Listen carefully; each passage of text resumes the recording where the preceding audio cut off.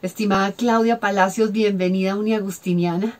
Hace un tiempo tuvimos el enorme gusto de tenerte con el lanzamiento del libro En Brujas, que nos plantea una reflexión sobre la necesidad que tenemos en sociedad de construir un camino más equitativo entre hombres y mujeres, entre ese machismo y ese feminismo.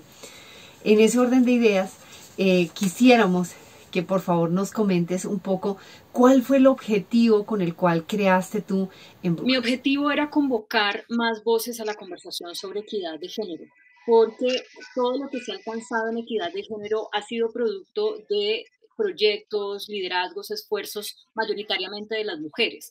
Y creo que si bien hemos logrado muchísimas cosas a través de la historia, las mujeres liderando estas gestas, digamos, en la medida en que no podamos vincular nuevas voces a la conversación, entre ellas las voces que encuentran que este tema no es relevante, que no les compete, etcétera, creo que vamos a estar estancados en un punto que creo que es en el que estamos hoy, porque cuando uno recibe cifras como la del Banco Mundial, que dice que faltan casi 200 años para poder alcanzar solamente uno de los objetivos que hay dentro de todo lo que significa equidad de género, que es la equidad salarial, pues inmediatamente dice, bueno, estamos haciendo mucho, pero no está siendo efectivo porque uno no puede fijarse una meta a 200 años, ¿no? Como pensando en que está bien que se cumpla en 200 años.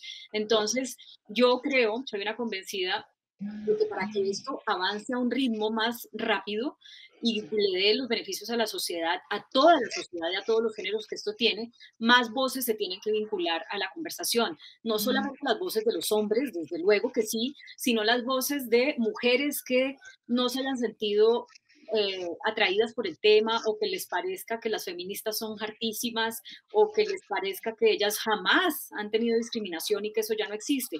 Esas voces, digamos, contrarias, críticas, resistentes, las necesitamos dentro de la conversación, y por eso yo hice En Brujas. Después del lanzamiento, ¿qué retroalimentación has obtenido del público, de hombres y mujeres, con referencia a esa reflexión que nos supone el libro? Bárbara, ha sido muy interesante encontrar las reacciones después de que la gente lee el libro o ve la obra de teatro, porque como sabes, yo creé una comedia teatral que está digitalizada, la gente la puede ver en embrujas.com, porque creo que este es un tema que además debe hablarse en buena onda, con buen tono, sin agarrarnos de las mechas, no hay necesidad de eso, creo yo. O también las reacciones que tiene la gente después de ver la conferencia en la que yo comparto testimonios de las mujeres que entrevisté para el libro, como lo hice con ustedes hace ya un tiempo.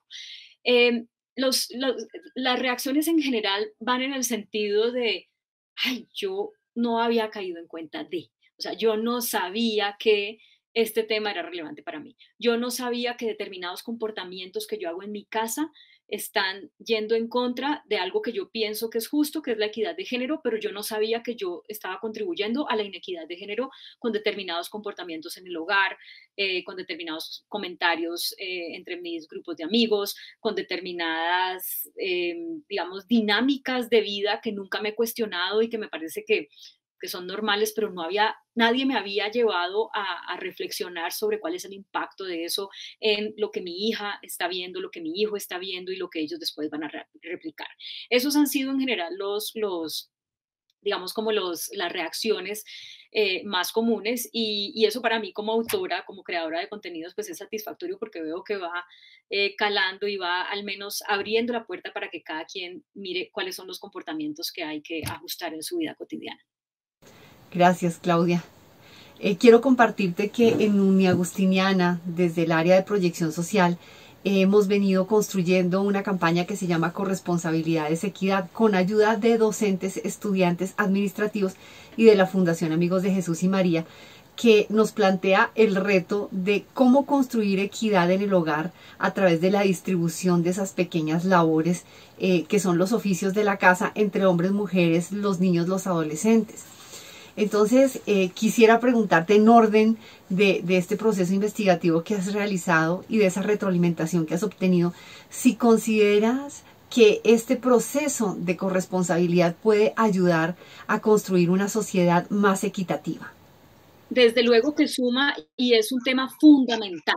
Y este tema a veces se deja de lado porque no le hemos dado la importancia que tiene al cuidado y el valor que tiene el cuidado en la sociedad. Eso está medido, lo que podría aumentar el Producto Interno Bruto, sí, las labores del cuidado que hacemos mayoritariamente las mujeres de manera gratuita, porque hay la idea de que a las mujeres se nos da mejor aquello de cocinar, de limpiar, de cuidar niños, de cuidar viejos y ese tipo de cosas.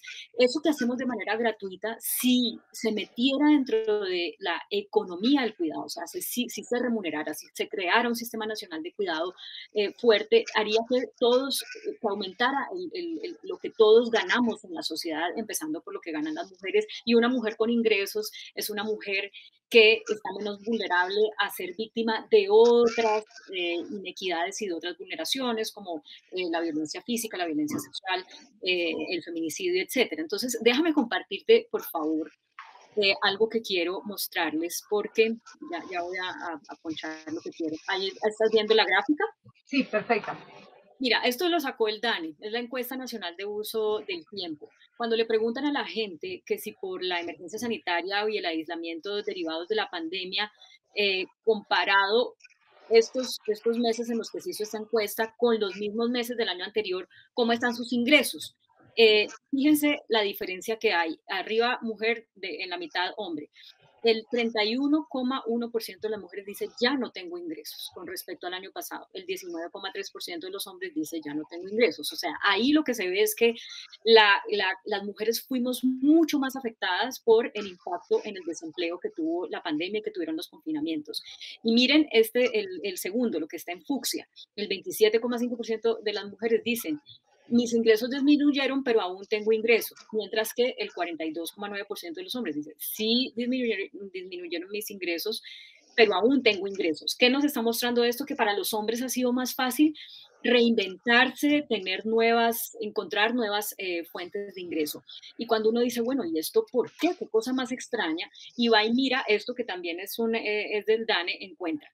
Los hombres trabajan de manera remunerada 9,2 horas por día, las mujeres 7,39 horas. Y de manera no remunerada, los hombres 3,1 horas al día y las mujeres 7,55 horas al día. ¿Qué están haciendo las mujeres en esas 7,55 horas al día en trabajo no remunerado? Labores de cuidado, cuidando los hijos, entonces la mujer tuvo que renunciar porque los hijos ya no van al colegio y entonces ¿quién los cuida? Y además tiene que estar ahí pegada del niño, de la niña, para que el niño no se distraiga porque es difícil aprender virtualmente para un niño chiquito.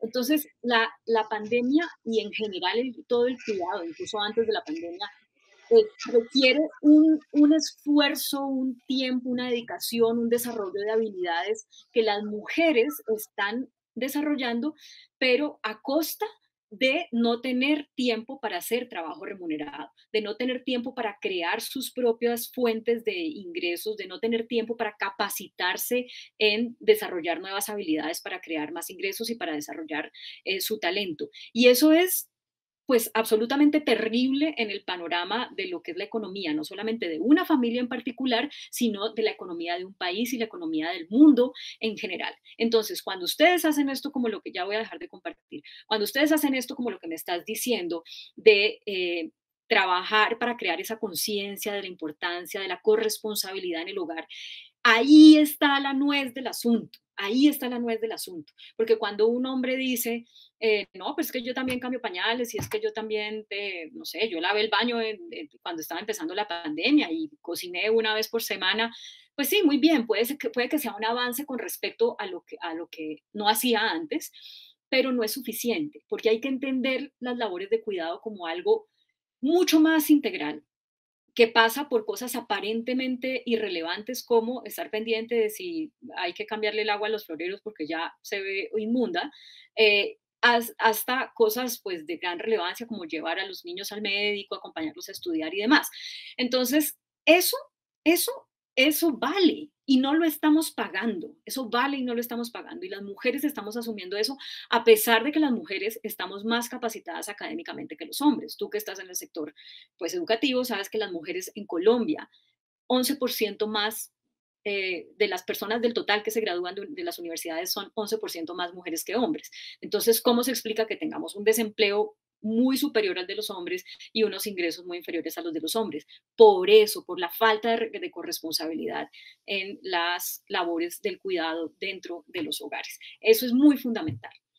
Gracias, Claudia. Ahora quiero preguntar cómo se construye en el hogar de Claudia Palacios la equidad en el hogar y cómo hay diferencia o no con la generación anterior de la familia. Pues mira, yo vengo de un hogar donde mi mamá fue siempre una mujer muy, digamos, de armas tomar, pero también tenía de esa crianza y de esa, no tanto de la crianza, sí de la crianza, pero como de esa cosa que culturalmente nos invade, que bueno, que la mujer es la que cede, que la mujer es la que se sacrifica más, que la mujer tiene que ser un poco como la que mantiene al hombre eh, tranquilo, porque el hombre tiene derecho a explotar, tiene derecho a enfurecerse, y bueno, a ella le tocó una pareja que sufre de rabia, ¿no? De mal genio, de resentimiento, entonces era muy difícil vivir con un hombre pues así, ¿no? Que hay que estarlo como casi que como una fiera pues de la selva evitando que cualquier cosa lo moleste. Entonces, mi mamá entre su carácter de emprendedora, porque ella vendía empanadas, vendía cumis, vendía cerámicas, vendía ramos de flores, vendía tarjetas de Navidad, o sea, desde que yo tengo memoria, mi mamá siempre estaba, aparte del trabajo que ella tenía en la aeronáutica civil en Cali, buscando otros recursos porque quería vivir mejor, porque quería darnos un mejor futuro a sus hijos y también a sus papás, por los que ella vio hasta que se murieron. Pero al mismo tiempo tenía esta situación de tener una pareja, digamos así, con las características que ya dije, y entonces ella sí le cayó por mucho tiempo que estaba siendo maltratada físicamente, inventaba cuentos cuando yo la veía con algún morado, y no, me caí, no sé qué, y pues tiempo después nos dimos cuenta de que era realmente lo que estaba pasando. Entonces, tú me preguntas, ¿cómo yo lo hago, digamos, diferenciándome de eso que recibí? Tomo mucho de lo que recibí, porque como te digo, mi mamá era una emprendedora y ella no era una mujer de discurso, pero sí recuerdo algunas cosas que me decía como de la importancia de que uno como mujer siempre pudiera comprarse sus propios calzones y no tener que estarle pidiendo al marido pues para comerse un dulce, ¿no? Eso yo lo tengo y eso yo lo replico y lo replico obviamente a la medida de la educación y de todos los privilegios que yo he recibido que mi mamá no recibió. Pero lo que definitivamente no replico es eso de tolerar de las parejas que he tenido y bueno, ahora que estoy casada hace un tiempo, tengo las antenitas muy bien puestas para detectar cualquier situación que me pueda llevar a replicar algo como lo que te dije que vivió mi mamá, así no sea en esa escala pues tan grande de una violencia directa, ¿no? Soy muy receptiva a las posibilidades de violencia indirecta y de inmediato las detecto, las hablo, las digo, tengo una conversación, insisto, argumento y pido cambios y exijo cambios. Entonces, cómo traslado esto a la corresponsabilidad en el cuidado en el hogar. Durante la pandemia, pues fue sumamente evidente, ¿no? Inmediatamente me eché al hombro aquello de que, bueno, hay que cocinar todos los días porque no está viniendo la empleada, en fin, todas estas cosas. Pero después de muy poco tiempo, dije, bueno, aquí esto no es de, tú puedes seguir trabajando virtualmente, encerrado en tu estudio y a la 1 de la tarde tienes tu almuercito listo y después te vas y sigues trabajando, porque yo estoy dejando de trabajar para poder, digamos, garantizar que todos aquí tengamos que comer y que todo esté limpio y etcétera, etcétera. Entonces, presioné conversé, presioné, peleé en algunos casos porque hay que trabajar en un cambio de chip de lo que significa para un hombre limpieza, de lo que significa para un hombre orden, de lo que significa para un hombre comida balanceada, de lo que significa para un hombre un montón de cosas, porque ellos no están formados en las labores del cuidado. No es que no tengan el talento, es que no están formados en eso. Y nosotras no es que tengamos el talento, es que sí estamos formadas en eso. Entonces creo que tienen mucho que aprender los hombres de nosotras en el sentido de qué significa realmente cuidar. Y yo durante la pandemia y hasta el sol de hoy he hecho un ejercicio de día a día en mi casa y creo que ha sido muy beneficioso para la familia y para la relación de pareja. Bueno, Claudia, muchísimas gracias por acompañarnos. Déjame compartirte algo que me compartió una parejita que vio la obra de teatro. después de ver la obra, me dijeron, mira, ¿sabes qué? Hemos decidido que de ahora en adelante no va a ser siempre el hombre pues de la casa, el papá, el marido, el que se va a sentar en la cabecera de la mesa. Porque toda la vida ha sido así. El papá se Así sienta en la es. cabecera, la mamá a un lado y los hijos al lado también.